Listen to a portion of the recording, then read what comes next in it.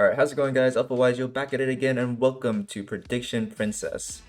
A strategy focused on rituals and flip effects, which pretty much means this deck got stuck with the short end of the stick 2 times. With the new support though, the deck is actually able to produce some scary boards that are capable of locking out your opponents while gaining itself advantage. And of course, before we get into it, this list is purely a foundation and guide on how you can build your list. Nothing I say is ever set in stone.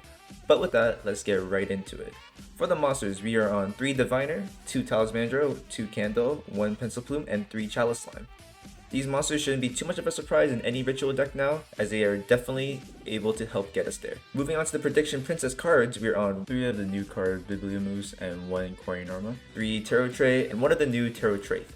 The new cards are actually quite exceptional. Both Bibliomuse and Tarot Traith, I have no idea how to say these names, are just a phenomenal sources of advantage and enablers.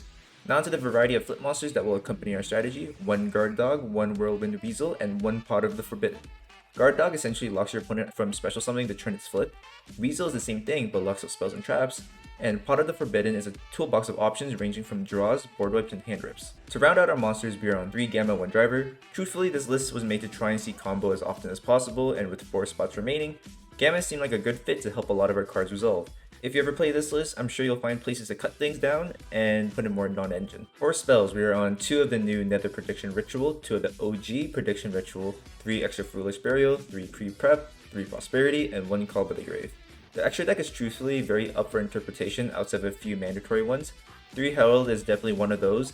2 Intis, although we can probably just be on 1, doesn't hurt to really run the 2. A small rank 9 toolbox, because why not, 1 Phantom Fortress, 1 Hyperiton, 1 Aggregator. This one comes out in Darkwing Blast alongside the new Prediction Princess cards, so they would be out together. And 1 Earth Slicer. And 1 Zeus. And now just a random suite of links, so we have 1 Hulk and 1 Sprite Elf. Truthfully, I don't know why these are in here. I was working on this list with some other people. Theoretically, these can come up, question mark. But truthfully, you could cut these for like Charmers and save yourself some money and, you know, the shame. And to round off our list, we're on 1 Nightmare Phoenix, 1 Unicorn, and 1 Axis Code.